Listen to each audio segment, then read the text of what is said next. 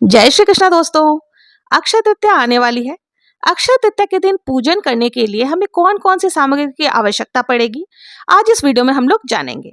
अक्षय तृतीया के दिन किए जाने वाले दान पुण्य आदि जो भी होते हैं वो अक्षय होते हैं, यानी अमर होते हैं।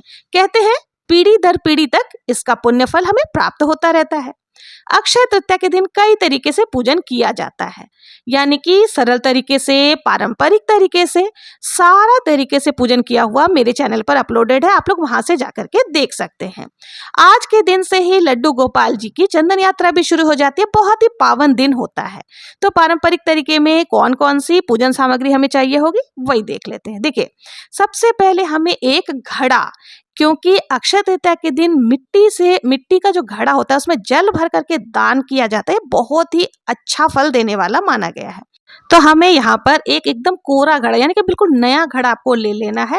और देखिए, घड़ा थोड़ा सा बड़ा साइज का लें ताकि किसी को भी आप जब दान स्वरूप दें तो उसके काम आए।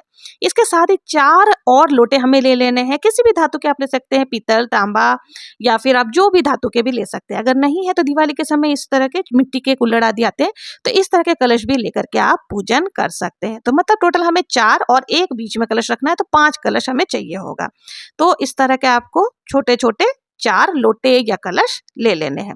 इसके साथ ही देखिए, हमें चने की दाल, इस पूजन में चने की दाल की बहुत ही ज्यादा विशेष महत्व होती है। देखिए, चने की दाल हो गए, गेहूं हो गए, इन सब का दान करना बहुत ही अच्छा, अन्न दान महादान माना जाता है। तो इन सब चीजों का हमें दान करना है। इसके साथ ही हमें अक्षत ले लेना है। ज्यादा मात्रा में आपको चावल भी लेने हैं। चावल टूटे फूटे नहीं होने चाहिए। और देखिए, सरसों जो पीली वाली होती है ना, ये लक्ष्मी माता को अत्यंत प्रिय होती है, तो आपको सरसों जरूर से लेना है। जौ भी लक्ष्मी माता के पूजन में जरूर से प्रयोग करना चाहिए, तो हम जौ भी यहाँ पर ले लेंगे। इन सब के साथ ही देखिए, दिवाली के समय जो भी हम धनवर्षा पोटली बनाने के लिए यूज में लेते हैं ना, जैसे कौड़ी हो गए, गोमती चक्र हो गए, कमल गट्टा हो गए, हल्दी की गांठ हो गई, ये सारी चीजें जो लक्ष्मी माता को अत्यंत प्रिय है, वो सारी सामग्री हमें ले लेना है। इन सब के साथ ही देखिए, इस मौसम में जो भी आपको फूल आदि मिल जाए, लाल पुष्प मिल जाए तो बहुत अच्छा, और कमल का पुष्प मिल जाए तो बहुत ही बढ़िया। साथ ही तुलसी पत्र भी आपको जरूर से ले लेनी है। और देखिए, जो खरबूजा होता है ना, खरबूजा का विशेष इस पूजन में महत्व होता है। अक्षय तृतीया के पूजन में आपको खरबूजा जरूर से लेनी है, और ज्यादा मात्रा में अगर आपके पास है तो चारों कलश पर रखने के लिए भी आप खरबूजा जरूर से ले लें। इनके साथ ही देखिए, हमें क्या करना है, भोग प्रसाद के लिए हमें शीतलता प्रदान करने वाले फल जरूर से लेना है। देखिए, इसके साथ ही गुड़ आपको ले लेना है, शक्कर, चीनी आपको जरूर से लेना है, और कुछ भी मखाने आदि जो होता है, चना भी जो भिगोकर हम चढ़ाते हैं ना, तो वो भी शीतलता प्रदान करता है। तो इस तरह का, और बताशा भी आप ले सकते हैं। और जो भी आप अगर खीर बनाए तो खीर का भोग आप लगा सकते हैं। और कुछ भी मिठाई अगर आप घर पर बना रहे हैं, दूध से बनी हुई मिठाई हो या कोई सी भी मिठाई हो, तो उनका भी भोग आप इसमें लगा सकते हैं।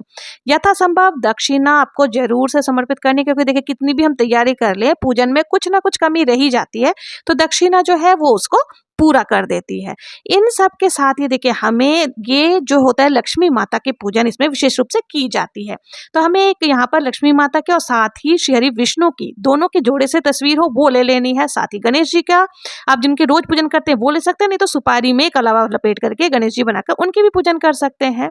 तो ये सारी चीजें हमें ले लेने। साथ ही देखिए, लक्ष्मी माता के लिए वस्त्र स्वरूप कलावा हमें ले लेना है। चुनरी अगर है, चुनरी ले सकते हैं, और कुछ श्रृंगार सामग्री आपको जरूर से लक्ष्मी माता के लिए यहाँ पर ले लेनी है। इसके साथ ही देखिए, इसमें लक्ष्मी माता की ही पूजन की जाती है, तो जो भी आप इस दिन अक्षय तृतीया के दिन अगर कुछ खरीद करके लाएं, सोना चांदी आदि का, धातु के कुछ भी चीजें खरीद के लाएं, तो उनको भी पूजन में आपको जरूर से रखना है, क्योंकि ये भी पूजन सामग्री में ही जरूर से आपको ले लेना है।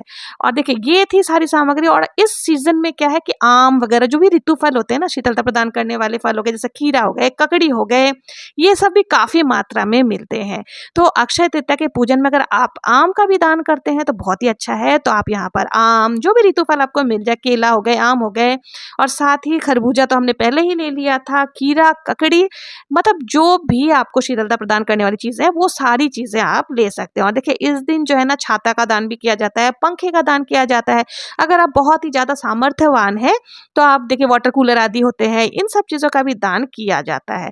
और देखिए, स्वर्ण दान महादान माना जाता है, लेकिन अगर हर व्यक्ति सोना चांदी दान नहीं कर सकता है, तो जो चने की दाल हमने ली थी ना, वो सोने के बराबर ही मानी जाती है, तो आप यथासंभव चने की दाल का दान कर सकते हैं।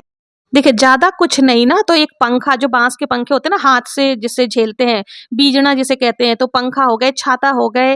अगर इतना कुछ नहीं तो कम से कम 1 कलश में जल भरकर और थोड़ा-सा दक्षिणा रख कर के भी अगर इन चीज़ों का भी दान आप कर देते हैं ना अक्षय तृतीया के दिन, तो आपको संपूर्ण दान का जो फल होता है वो पूरे ज़िंदगी भर मिलता है।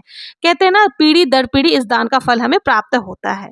तो दोस्तों ये थी अक्षय तृतीया के दिन पूजन में जो-जो सामग्री लगती है। अब देखिए सामग्री को तो आप कितना भी बढ़ा सकते हैं या कम भी कर सकते हैं। तो आज के वीडियो में मैंने जो भी सामग्री बताई है, ये आपको पारंपरिक और सरल तरीका दोनों से ही मिल जाएँगे। और देखिए पारंपरिक तरीके से अक्षय तृतीया की पूजन किस प्रकार से करते हैं, उसका वीडियो मेरे चैनल पर है और सरल तरीके से भी किस प्रकार से पूजन करते हैं, उसका भी वीडियो आपको मेरे चैनल पर मिल जाएगा। और आज से ही लड्डू गोपाल जी को जो है चंदन सेवा भी दी जाती है। तो चंदन सेवा लड्डू गोपाल को किस प्रकार से दी जाती है, उसका वीडियो भी मेरे चैनल पर है। आप लोग वहां से जरूर से वीडियो देख सकते हैं। तो दोस्तों ये थी अक्षय तृतीया के दिन हमें कौन कौन सी पूजन सामग्री चाहिए उसकी संपूर्ण जानकारी। अगर आप लोगों को ये जानकारी पसंद आई हो, मेरा वीडियो जरा भी हेल्पफुल लगा हो और पहली बार मेरे चैनल से जुड़े हैं तो सब्सक्राइब जरूर से करें और इसी प्रकार के वीडियोस देखने के लिए मेरे साथ जुड़े रहें। मिलते हैं नेक्स्ट वीडियो में, तब तक के लिए जय श्री कृष्णा, जय श्री हरि विष्णु।